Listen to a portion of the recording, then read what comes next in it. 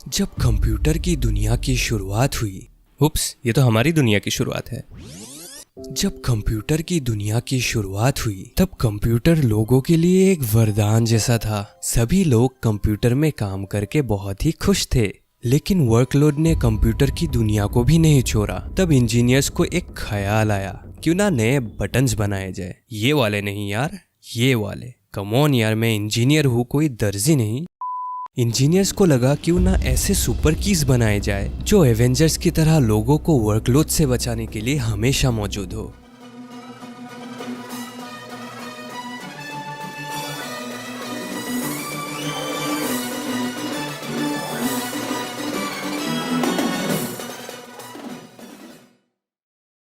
Hello guys, एक बार फिर से स्वागत है इस चैनल में। आज हम फंक्शन कीज के बारे में बात करेंगे। F1 से लेके F12 तक टोटल 12 कीज हैं और इनमें से कुछ कीज बेसिक काम में यूज होता है, लेकिन कुछ कीज ऐसे होंगे जिनके यूज केस को अगर आप सीख लोगे तो फिर आपके कंप्यूटर के काम को ये बहुत ही ज्यादा फास्ट कर देगा। वीडियो को शुरू करने से पहले आपको एक चीज बता दूं, अगर आप लैपटॉप यूज कर रहे हो और आपका फंक्शन की डायरेक्टली अगर काम नहीं करता तो फिर आपको फंक्शन की के साथ FN की को प्रेस करना होगा, तभी इस वीडियो में दिखाए गए हर एक शॉर्टकट को आप यूज कर पाओगे।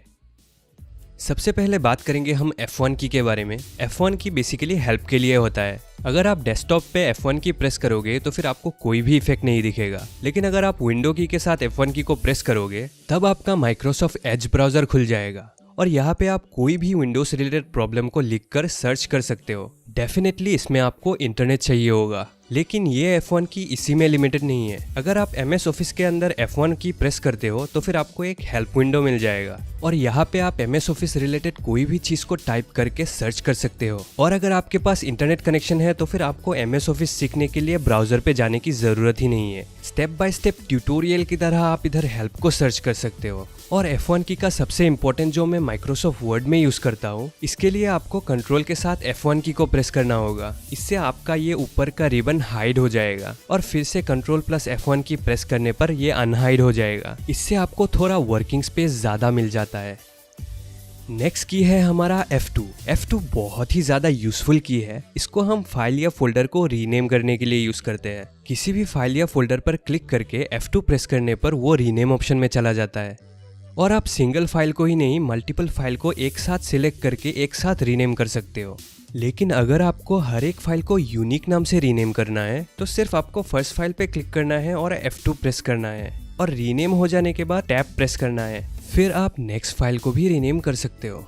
लेकिन माइक्रोसॉफ्ट एक्सेल के अंदर इसका और एक यूज केस है। एक्सेल में मैं अगर किसी भी सेल में किसी एक्स्ट्रा वर्ड को ऐड करना चाहूँ तो फिर मुझे पूरा सेंटेंस को दोबारा टाइप करना पड़ता है, लेकिन किसी भी सेल में क्लिक करने के बाद F2 प्रेस करने पर वो सेल डायरेक्टली एडिट हो जाता है। इससे आप सेंटेंस या वर्ड को डिलीट किए बिना उसके रिमेनिंग पार्ट को एंटर कर सकते हो।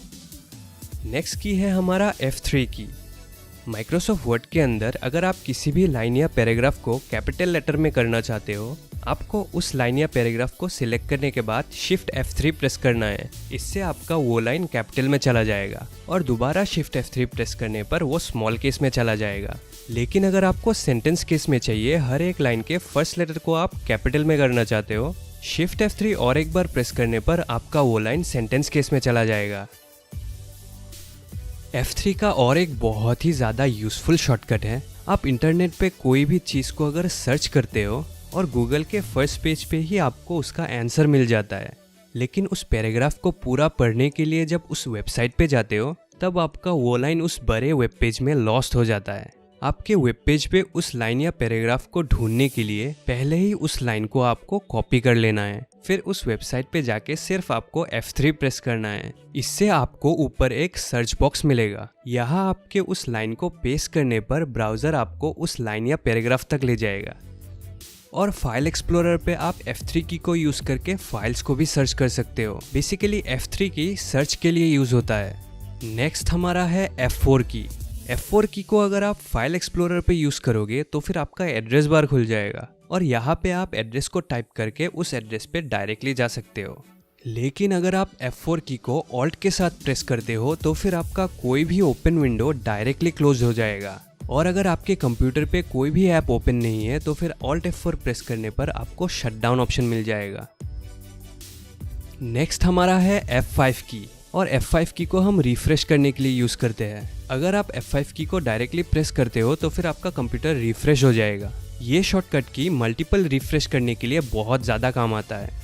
और ब्राउज़र के अंदर पेज को रीलोड करने के लिए आप F5 की को यूज़ कर सकते हो। नेक्स्ट की है हमारा F6 की। डेस्कटॉप में F6 प्रेस करने पर आपको टास्क बार का एक्सेस मिल जाता है। एक बार प्रेस करने पर आपका विंडोज़ बटन एक्टिव हो जाएगा और दोबारा प्रेस करने पर आपका पिन्ड ऐप एक्टिव हो जाएगा। और इसी तरह मल्टीपल टाइम्स F6 बटन को प्रेस करके आप डेस्कटॉप के सारे आइकन्स को कीबोर्ड से ही एक्सेस कर सकते हो। नेक्स्ट की है हमारा F7 की। और F7 की ज़्यादातर माइक्रोसॉफ्ट वर्ड में यूज़ होता है। माइक्रोसॉफ्ट वर्ड में किसी पैराग्राफ को टाइप करने के बाद अगर आप F7 की को प्रेस करते हो तो फिर आपका वर्ड करेक्शन विंडो खुल जाएगा और यहाँ पे आप सारे वर्ड्स को एक साथ करेक्ट कर सकते हो। और MS वर्ड में किसी भी वर्ड को सिलेक्ट करने के बाद अगर आप शिफ्ट F7 प्रेस करते हो तो फिर आपका थिसरस विंडो खुल जाता है और यहाँ से आप उस वर्ड के ऑल्टरनेटिव को सिलेक्ट करके आपके सेंटेंस को और भी अच्छा बना सकते हो। नेक्स्ट की है हमारा F8 की। F8 की को हम विंडोज़ को फॉर्मेट करने के लिए यूज़ करते हैं। कंप्यूटर को रीस्टार्ट करने के बाद F8 की प्रेस करके आप बायोस पे जा सकते हो। लेकिन एक्सेल में आप किसी भी सेल में जाके अगर F8 की को प्रेस करते हो तो फिर आपका वो सेल लॉक हो जाता है और इस शॉर्टकट को यूज़ करके आप कीबोर्ड से ही सेल्स को सिलेक्ट कर सकते हो।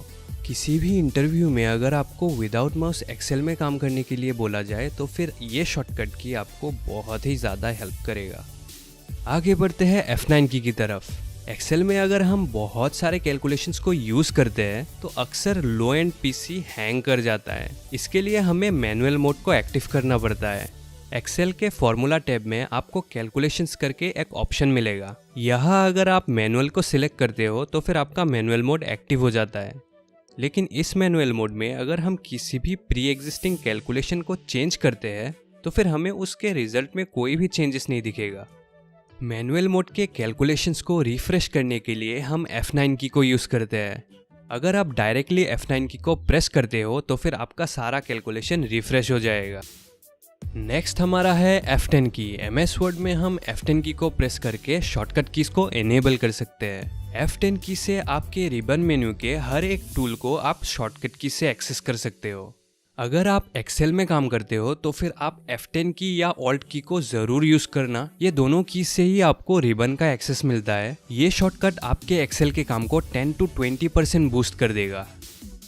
नेक्स्ट है हमारा F11 की।